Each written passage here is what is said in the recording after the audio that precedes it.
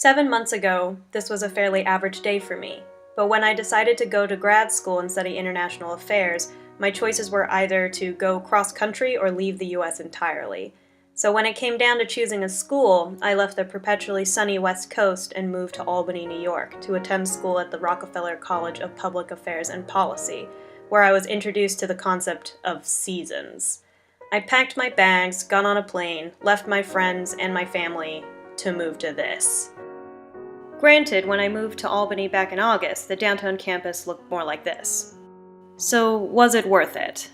Well, I did get a couple lucky breaks. I'm a Carson Carr Diversity Scholar, which covers my tuition, and I earn an income through employment with the school. But being in the first cohort of Rockefeller's first Master of International Affairs program isn't exactly a picnic. Let's not get ahead of ourselves, though. Here's what a typical day looks like for me. I get up between 7 and 8 a.m., check my phone, then scroll through my news feed while I wait for my coffee to brew.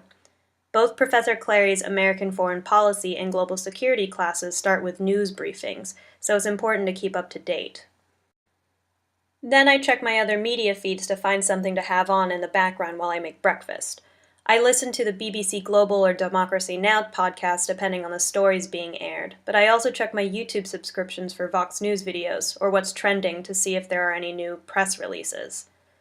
The MIA program is structured to accommodate working professionals, so classes run in the evenings, leaving your days free to prepare as a full-time student, working to pay them bills, or accumulate hours for the job or internship requirement.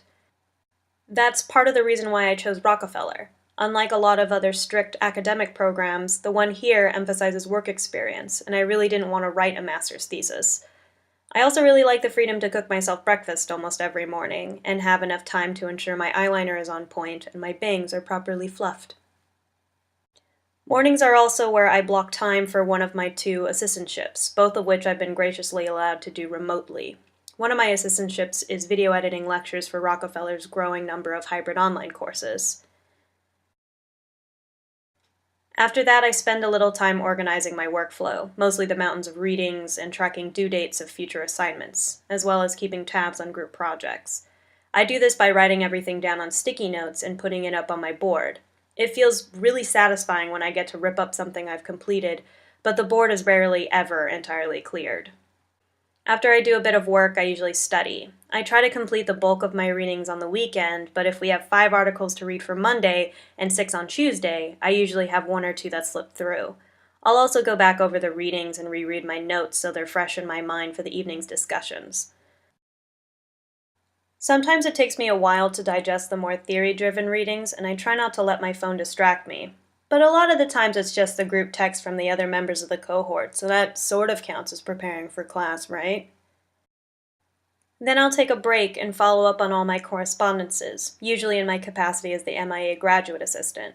We're trying to get an MIA student association going that will connect our program to local international partners in Albany, like the Center for International Development and the Center for Homeland Security and Emergency Preparedness.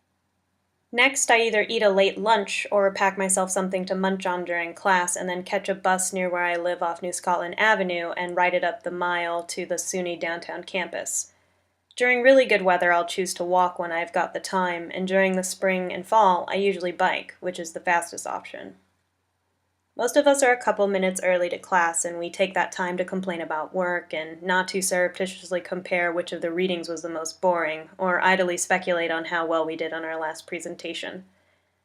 Then, of course, it's class time. Classes are typically 3 hours long, but the professors are good about giving us breaks and know how to get the class to participate in discussion or change up the pace of the class.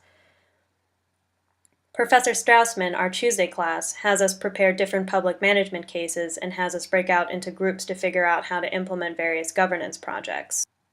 Another feature meant to give us more flexibility while we complete our program is the ability to teleconference into class using Zoom. SUNY also offers the MIA program through their Global Center in New York City, so one of our classmates, Camilla, is based in the city and Zooms into a fully interactive live stream of our class. 3 hours focused on public policy, historical security dilemmas, and international organizations is pretty draining, so I rarely do any work after class. After exams, we'll go out to the pub together, but most days I'll just hop on the bus or catch a ride with someone on the colder days and decompress at home. Do you remember when I asked whether it was worth it? Turns out, Albany is more than just brutal winters. The hiking trails were breathtaking in the summer, and when the leaves changed, the parks and sidewalks were vibrant with color. It even turns out that the winters aren't always so bad either. I showed you what my typical day of grad school is like, but it doesn't show what my life is really like. Yes, I spend multiple hours on academic readings, struggle through coordinating team meetings, and sometimes feel like I'm fused to my keyboard and Apple Pen. Studying international affairs might be complicated and frustrating, but it feels productive and meaningful to be able to discuss global politics with people who hope to shape it in the future. We're still a pretty small program, so it helps that we get along and can laugh together. I'm finding that grad school is about the little things. It's finding your perfect drink and eating loads of pizza. Like seriously, a lot of pizza. I'm still not tired of it. It's about that dope event catering and figuring out ways to, live. Stash any food that you can put into containers. And then steal the snacks that they'll eventually have to take away anyways. I've made friends here, but making sure to keep up with my friends and family back home means I call and check in with them way more than I ever did before I moved. They're getting rid of the fiduciary rule! Not to mention Rockefeller College paid for us to go down to the city twice. Once for our MIA program launch and another time for a career fair. Rest assured, we made the most of both trips. So was it worth it? I can't exactly tell yet. But I'm happy I made the decision to come here, and I'm excited to see what's next.